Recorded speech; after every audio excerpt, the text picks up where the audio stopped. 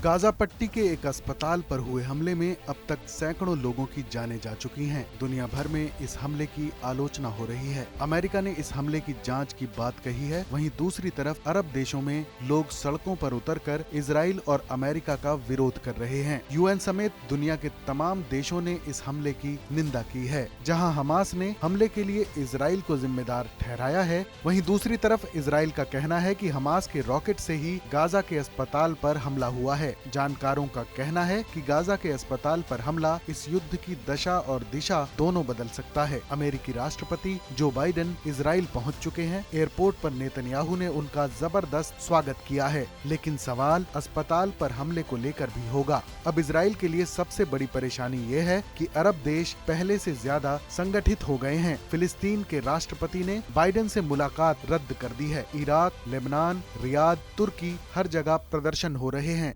लोग इजराइल के खिलाफ सड़क पर उतर चुके हैं। ईरान ने अस्पताल पर हमले के जवाब में प्रतिक्रिया देते हुए कहा है कि अब समय खत्म हुआ। ईरान के इस बयान के कई मायने निकाले जा रहे हैं। दरअसल हमास के कब्जे वाले गाजा सिटी के एक हॉस्पिटल पर रॉकेट गिरने से कम 800 लोगों के हताहत होने का दावा किया जा रहा है, जबकि सैकड़ों लोग घायल भी हुए हैं। हमास ने दावा किया है कि इजराइल ने एयर स्ट्राइक में हॉस्पिटल को निशाना बनाया है। इजरायली सेना का कहना है कि उसने किसी हॉस्पिटल को निशाना बनाकर बमबारी नहीं की है। इजराइल ने इस हमले के लिए इस्लामिक जिहाद को जिम्मेदार ठहराया है। इजरायली डिफेंस फोर्स के प्रवक्ता डेनियल हगारी ने बताया कि जिस वक्त घटना घटी उसी वक्त गाजा की ओर से फायर किए गए रॉकेट अल अहली हॉस्पिटल के पास से गुजर रहे थे। इजराइल की ओर से हॉस्पिटल पर कोई अटैक नहीं किया गया है। इजराइल के प्रधानमंत्री बेंजामिन नेतन्याहू ने भी इस हॉस्पिटल पर हुए हमले को लेकर बयान दिया है। नेतन्याहू बोले, खुफिया जानकारी से संकेत मिलता है कि गाजा के अल अहली अस्पताल पर असफल रॉकेट प्रक्षेपण के लिए इस्लामिक जिहाद जिम्मेदार है। नेतन्याहू ने कहा कि पूरी दुनिया को पता होना चाहिए कि गाजा के बर्बर आतंकवादियों ने ही गाजा के अस्पताल पर हमला किया था, आईडीएफ ने नहीं। जिन लोगों ने हमारे बच्चों की बेरहमी से हत्या की, उन्होंने अपने बच्चों की भी हत्या कर दी। गाजा के हॉस्पिटल पर हमले के विरोध में फिलिस्तीन के राष्ट्रपति ने बाइडेन के साथ बैठक रद्द कर दी है।